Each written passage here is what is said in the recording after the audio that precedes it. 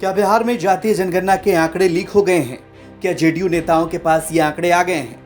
क्या कोई जातीय जनगणना के आंकड़ों को निकाल सकता है? ये सवाल इसलिए सामने आए जब जेडीयू के एमएलसी नीरज कुमार ने उपेंद्र कुशवाहा के आंकड़ों को सार्वजनिक कर दिया। मान्यवर उपेंद्र कुशवाहा जी, जाति सर्वे की रिपोर्ट पेश करके देश में नजीर कायम हुआ है। आपने यह भी दावा किया था कि हमारी गणना नहीं हुई है, तो आपका सीरियल नंबर है 130, मकान नंबर है 079, हाउस होल्ड 1, परिवार के प्रधान माननीय उपेंद्र कुशवाहा, सदस्यों की संख्या 5, पारिवारिक क्रम संख्या 1।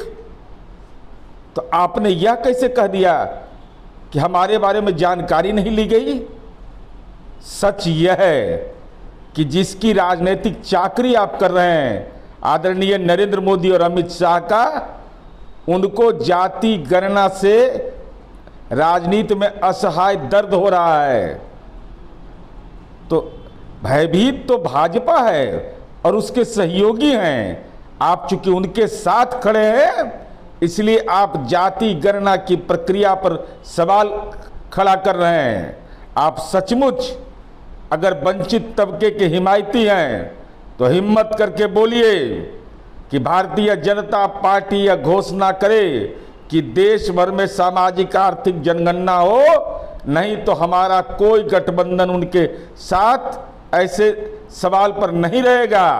क्योंकि जो जातिगत जनगणना का विरोधी है, वह समाज के आम तबके के जीवन में जो बदलाव हुआ है, उस पटकथा को न देखना चाहता है न कहना चाहता है। नीरज कुमार ने उपेंद्र कुशवाहा की जाति क्या बताई? बीजेपी ने फौरन इसे पकड़कर घेर लिया। बीजेपी नेता रामसागर सिंह ने सवाल उठाया कि ये डेटा जेडीयू दफ्तर में आया कैसे? क्या ये जेडीयू दफ्तर में बना है? नीतीश जी, आप सरकार सचिवालय से चला रहे हैं या जदयू कार्यालय से?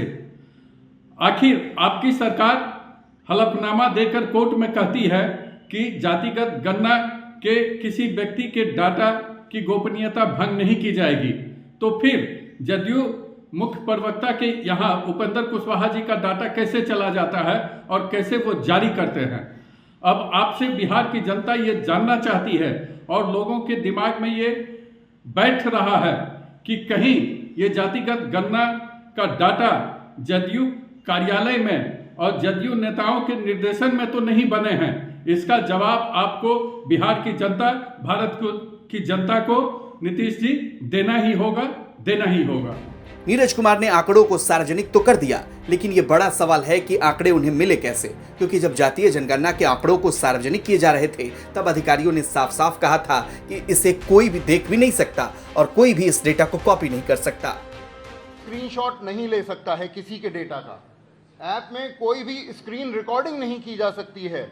इस कारण से जो हमारे जितने भी नागरिक हैं, उनका डेटा पूर्णतः सुरक्षित है। ये हमारे किसी क्लाउड में इसका डेटा नहीं है। ये हमारे स्टेट डाटा सेंटर के 24 सर्वरों और 12 डेटाबेस सर्वरों में सुरक्षित है और किसी को इसका एक्सेस नहीं है। इसलिए यह पूर्णतः गोपनीय आंकड़े रखे गए हैं।